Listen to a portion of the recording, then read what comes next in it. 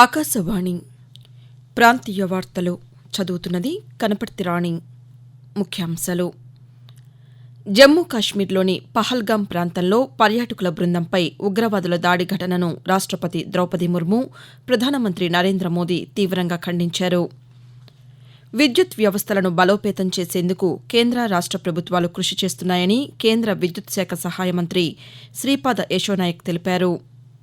తెలంగాణలో చలనచిత్ర పరిశ్రమ అభివృద్దికి రాష్ట ప్రభుత్వం ప్రోత్సాహం అందిస్తోందని ఉప ముఖ్యమంత్రి మల్లు భట్టి విక్రమార్క పేర్కొన్నారు.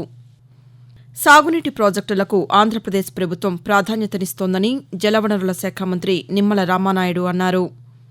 ఆంధ్రప్రదేశ్లో 10వ తరగతి పరీక్షల ఫలితాలు ఈ ఉదయం విడుదల కానున్నాయి. వార్తల వివరాలు.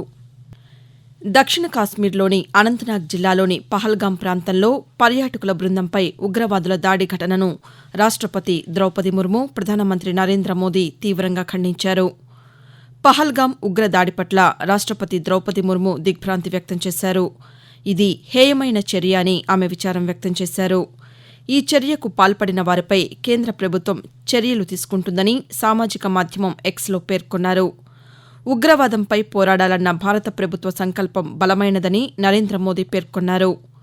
కాగా పహల్గాం ఉగ్రదాడికి బాధ్యులైన వారిపై కేంద్ర ప్రభుత్వం తీవ్రస్థాయిలో చర్యలు తీసుకుంటుందని కేంద్ర హోంశాఖ మంత్రి అమిత్ షా పేర్కొన్నారు. ఇదిలా ఉండగా ఈ దాడిలో ఇప్పటివరకు 25 మందికి పైగా మృతి చెందారు. ఆధునిక సాంకేతికల ద్వారా విద్యుత్ వ్యవస్థలను బలోపేతం చేసేందుకు కేంద్ర రాష్ట ప్రభుత్వాలు కృషి చేస్తున్నాయని కేంద్ర విద్యుత్ శాఖ సహాయ మంత్రి శ్రీపాద యశోనాయక్ అన్నారు. విద్యుత్ రంగ సంస్కరణలపై గ్రూప్ ఆఫ్ మినిస్టర్స్ సమావేశానికి ఆంధ్రప్రదేశ్ ప్రభుత్వం ఆతిథ్యమిచ్చింది. విజయవాడ నగరంలో నిన్న జరిగిన ఈ సమావేశానికి కేంద్ర సహాయ మంత్రి శ్రీపాద యశోనాయక్ అధ్యక్షత వహించగా ఆంధ్రప్రదేశ్ విద్యుత్ శాఖ మంత్రి గొట్టిపాటి రవికుమార్తో పాటు ఉత్తరప్రదేశ్, రాజస్థాన్, తమిళనాడు, మధ్యప్రదేశ్, మహారాష్ట ఇంధన శాఖ మంత్రులు కూడా హాజరయ్యారు. ఈ సందర్భంగా కేంద్ర మంత్రి మాట్లాడుతూ, Government of India supports to state undertaking the privatization initiative.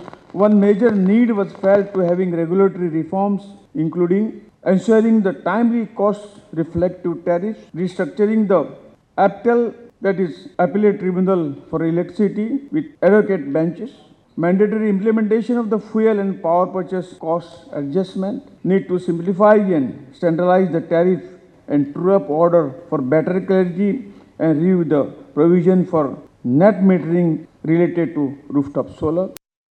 ఢిల్లీలో పర్యటిస్తున్న ఆంధ్రప్రదేశ్ ముఖ్యమంత్రి నారా చంద్రబాబు నాయుడు పలువురు కేంద్ర మంత్రులతో సమావేశమయ్యారు. ఈ సందర్భంగా రాష్ట్రానికి చెందిన వివిధ ప్రాజెక్టులు, అభివృద్ది పనులు వంటి అంశాలపై వారితో చర్చించారు. నిన్న ఢిల్లీ చేరుకున్న ముఖ్యమంత్రి కేంద్ర జలశక్తి శాఖ మంత్రి సిఆర్ పాటిల్, న్యాయశాఖ మంత్రి అర్జున్ రామ్ మేఘ్వాల్, వాణిజ్య మంత్రి పీయూష్ గోయల్, హోంమంత్రి అమిత్ షాలతో సమావేశమయ్యారు. తొలుత జలశక్తి మంత్రి సిఆర్ పాటిల్తో జరిగిన సమావేశంలో రాష్ట్రాన్ని కరువు రహితంగా మార్చేందుకు ప్రతిపాదించిన పోలవరం, బనకచెర్ల ప్రాజెక్టు గురించి వివరించారు. గ్రామీణ ప్రాంతాల్లో ఇంటింటికి కుళాయి నీరు అందించే జల్ జీవన్ మిషన్ అమలు కాలాన్ని పొడిగించినందుకు పాటిల్కు ధన్యవాదాలు తెలిపారు. అనంతరం వాణిజ్య శాఖ మంత్రి పీయూష్ గోయల్తో సమావేశమయ్యారు. అమెరికా 26% సుంకాలు విధించడం ఆంధ్రప్రదేశ్లో మత్స్యరంగాన్ని ఆదుకునేందుకు ప్రత్యామ్నాయ చర్యలు తీసుకోవాలని కోరారు. జపాన్లో పర్యటిస్తున్న తెలంగాణ ముఖ్యమంత్రి ఏ రేవంత్ రెడ్డి హిరోషిమా స్మారక పార్కుని సందర్శించి పుష్పాంజలి ఘటించారు. హిరోషిమాలో అణుబాంబు దాడి జరిగిన ప్రాంతాన్ని ముఖ్యమంత్రి సందర్శించారు. మంత్రి శ్రీధర్ బాబుతో కలిసి జాతిపిత మహాత్మాగాంధీ విగ్రహానికి పూలమాల వేసి నివాళి అర్పించారు. అనంతరం అటామిక్ బాంబు డోమును సందర్శించారు. రెండో ప్రపంచ యుద్దంలో అణుబాంబు దాడిలో మరణించిన వారి స్మృతి చిహ్నం వద్ద పూలమాల వేసి ముఖ్యమంత్రి నివాళులర్పించారు. తెలంగాణలో చలనచిత్ర పరిశ్రమ అభివృద్దికి రాష్ట ప్రభుత్వం ప్రోత్సాహం అందిస్తోందని ఉప ముఖ్యమంత్రి మల్లు భట్టి విక్రమార్క అన్నారు. గద్దర్ చలనచిత్ర అవార్డులపై హైదరాబాద్లో నిర్వహించిన పాతికేయుల సమావేశంలో ఆయన మాట్లాడారు. తెలుగు చిత్రాలతో పాటు ఉర్దూ చిత్రాలను ప్రోత్సహిస్తామని తెలిపారు. హైదరాబాద్లో చలనచిత్ర అవార్డులు నిర్వహిస్తామని, అందుకు అవసరమైన సహాయ సహకారాలను ప్రభుత్వం నుంచి అందిస్తామని ఉప ముఖ్యమంత్రి తెలియజేస్తూ, తెలంగాణ సంస్కృతి గుండె చప్పుడిని తన కళల ద్వారా విశ్వవ్యాప్తం చేసినటువంటి మహానుభావుడు గద్దర్. రాగద్వేషాలకు అతీతంగా ఈ జ్యూరీలో సినిమాలను సెలెక్ట్ చేసి సందేశాత్మకమైనటువంటి సినిమాలతో సమాజానికి ఉపయోగపడేటువంటి కార్యక్రమాన్ని ముందుకు తీసుకొని పోయే ప్రక్రియలో సెలక్షన్ కూడా అంత ట్రాన్స్పరెంట్ గా చేయాలని, తద్వారా అందరినీ ప్రోత్సహించడానికి ఉపయోగపడుతుందని చెప్తూ చలనచిత్ర పరిశ్రమకి గొప్ప పేరు తీసుకొచ్చినటువంటి మహానుభావులందరినీ కూడా వాళ్ళ పేరు మీద కూడా ప్రత్యేక అవార్డులు ఇందులో పొందుపరిచి వారి పేరు మీద కూడా అవార్డులు ఇచ్చే కార్యక్రమాన్ని చేపడతా ఉన్నారు. ఆకాశవాణి ప్రాంతీయ వార్తలు వింటున్నారు. నిరంతర వార్తా విశేషాల కోసం ఆకాశవాణి సామాజిక మాధ్యమ వేదికలైన న్యూస్ ఆన్ ఎయిర్ యూట్యూబ్ ఛానల్ను, newsonair.gov.in వెబ్సైట్ను, ట్విట్టర్లో ఆల్ ఇండియా రేడియో న్యూస్ను వీక్షించండి. తెలుగు ప్రాంతీయ వార్తా విశేషాల కోసం ఆకాశవాణి న్యూస్ విజయవాడ మరియు ఆకాశవాణి న్యూస్ విశాఖపట్నం యూట్యూబ్ ఛానల్స్ను వీక్షించండి. ఆంధ్రప్రదేశ్లో సాగునీటి ప్రాజెక్టులకు ప్రభుత్వం ప్రాధాన్యతనిస్తోందని జలవనరుల శాఖ మంత్రి నిమ్మల రామానాయుడు అన్నారు. విజయనగరం జిల్లా గుర్ల మండలం ఆనందపురంలోని తారక రామ తీర్థసాగర్ ప్రాజెక్టును మంత్రి నిన్న సందర్శించారు. ఈ సందర్భంగా ఆయన మాట్లాడుతూ, ప్రాజెక్టు యొక్క లక్ష్యం విజయనగరం పట్టణానికి, అదేవిధంగా రేపు రాబోయే రోజుల్లో వచ్చేటువంటి భోగాపురం ఎయిర్పోర్ట్ కి, ఈ రెండింటికి కూడా అత్యంత అవసరమైనటువంటి త్రాగునీరు, పారిశ్రామిక అవసరాలను తీర్చేటువంటి నీరంతా కూడా ఈ తారక రామ తీర్థసాగర్ ప్రాజెక్టు నుంచి వస్తుంది. కాబట్టి ఖచ్చితంగా దానికి ఆ రకంగా ప్రయారిటీ 20,000 ఎకరాలు పైబడి సాగునీరు అందించేటువంటి అవకాశం కూడా ఈ యొక్క ప్రాజెక్టుకి ఉంటుంది. ఖచ్చితంగా రేపు రాబోయే రోజుల్లో కూడా ఈ యొక్క ప్రాజెక్టు సంబంధించి ఏవైతే బ్యాలెన్స్ వర్క్లు ఉన్నాయో అన్ని కూడా డిస్ట్రిబ్యూషన్ చేయమన్నాం. ఆంధ్రప్రదేశ్లో మార్చి నెలలో నిర్వహించిన 10వ తరగతి పరీక్షల ఫలితాలు ఈ ఉదయం 10 గంటలకు ప్రభుత్వం విడుదల చేయనుంది. వీటితో పాటు ఓపెన్ స్కూల్ 10వ తరగతి, ఓపెన్ స్కూల్ ఇంటర్ ఫలితాలను సైతం విడుదల చేయనుంది. విద్యార్థులు తమ ఫలితాలను bse.ap.gov.in, apopenSchool.ap.gov.in వెబ్సైట్లతో పాటు మనమిత్ర వాట్సాప్ ద్వారా తెలుసుకోవచ్చని అధికారులు వెల్లడించారు. హైదరాబాద్ జిల్లా స్థానిక సంస్థల ఎమ్మెల్సీ ఎన్నిక ఈ రోజు జరుగుతుంది. హైదరాబాద్ మహానగరపాలక సంస్థ జీహెచ్ఎంసీలో ఈ ఎమ్మెల్సీ ఎన్నికలు జరగనున్నాయి. ఉదయం 8 గంటల నుంచి సాయంకాలం 4 గంటల వరకు పోలింగ్ జరగనుంది. అఖిల భారత సర్వీసుల్లో నియామకాల కోసం యూపీఎస్సీ నిర్వహించిన సివిల్స్ 2024 తుది ఫలితాలు విడుదలయ్యాయి. ఈ ఫలితాల్లో శక్తి దుబే మొదటి ర్యాంక్ సాధించగా, 2వ ర్యాంక్ హర్షితా గోయల్, 3వ ర్యాంక్ అర్చిత్ పరాగ్లు నిలిచారు. ఇక తెలుగు రాష్ట్రాల నుంచి పలువురు ఈ ఫలితాల జాబితాలో ర్యాంకులు సాధించారు.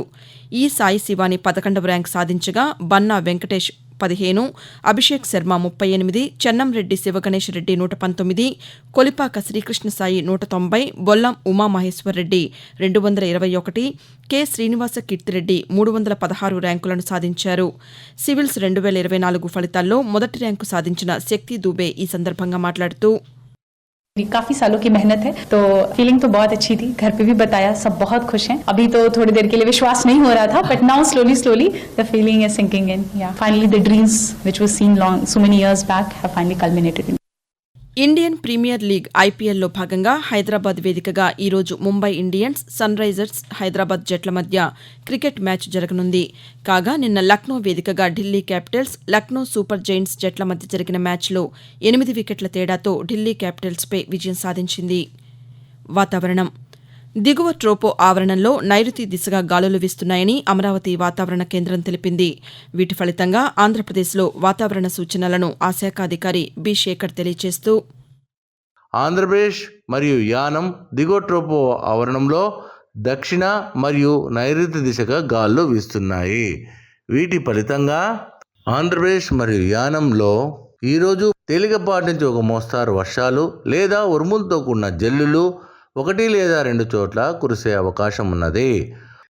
మరోవైపు తెలంగాణలో రానున్న 2 రోజులు వర్షాలు కురిసే అవకాశం ఉందని హైదరాబాద్ వాతావరణ కేంద్రం వెల్లడించింది. ప్రాంతీయ వార్తలు ముగించే ముందు ముఖ్యాంశాలు మరోసారి.